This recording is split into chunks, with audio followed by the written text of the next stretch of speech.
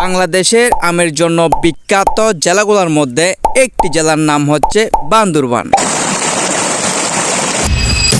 Hey guys, welcome back to new blog. Guys, আজকে আপনাদেরকে দেখাবো বান্দরবানের আমবাগানের একটা দৃশ্য। ওই দিন আমরা গেছিলাম একটা ঝর্ণাতে যাওয়ার পথে আমরা আশেপাশে দেখতে পেলাম অনেক আমবাগান, যেখানে পড়েছিল অনেক আম। গাইস, কথায় আছে যেখানে মানুষ বেশি ওইখানে খাওয়ার জিনিস নাই, আর যেখানে মানুষ নাই ওইখানে খাওয়ার জিনিসের অভাব নাই। পাহাড়ের রাস্তা বেয়ে যখন সামনের দিকে যাচ্ছি তখন চোখে পড়লো একটা আনারস বাগান। ওইখান থেকে একটা পাকা আনারস নিলাম। গাইস, আমরা এখন এমন একটা জায়গায় এসে পৌঁছাইছি, জায়গাটা কত সুন্দর দেখেন।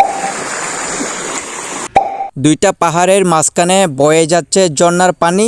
এইরকম সুন্দর পরিবেশের মধ্যে যদি তরতাজা গাছ থেকে যদি আম পেড়ে খাওয়া হয় তাইলে ওই আনন্দটা কেমন হবে আপনারা একটু আইডিয়া করে দেখেন।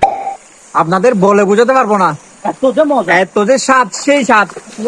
গাইস, আপনারা এখন দেখতেছেন এটা একটা আনারস, এটা হচ্ছে পাহাড়ি আনারস। আমরা সবার মুখ থেকে শুনতাম যে পাহাড়ে আনারস অনেক মিষ্টি হয়, এটা আমি নিজ চোখে খেয়ে দেখলাম যে আসলেই অনেক বেশি মিষ্টি। আমরা বাসায় অনেক রকম আম কিনে খাই, এটার স্বাদ আর পাহাড়ি আমের স্বাদ একদম ডিফারেন্ট। কারণ পাহাড়ের মধ্যে আমরা নিজের হাতে গাছ থেকে পেরে খাচ্ছি, আর আমরা যেগুলো বাসায় খাই ওগুলো হচ্ছে আমরা কিনে খাই। এটার স্বাদ আর এটার স্বাদ একদম ডিফারেন্ট। আমরা যেগুলো পাহাড়ে খাচ্ছি ওইগুলোতে একদম ফরমালিন নাই, কারণ ওইগুলো আমরা তরতাজা গাছ থেকে পেরে খাচ্ছি। আর আমরা যেগুলো বাসায় খাচ্ছি ওইগুলোতে ফরমালিন অ্যাড করে, ওইখানে অনেক রকম ওষুধ দিয়ে আমগুলা পাকাচ্ছে, যার কারণে আমরা আমের অরিজিনাল মজাটা পাচ্ছি না।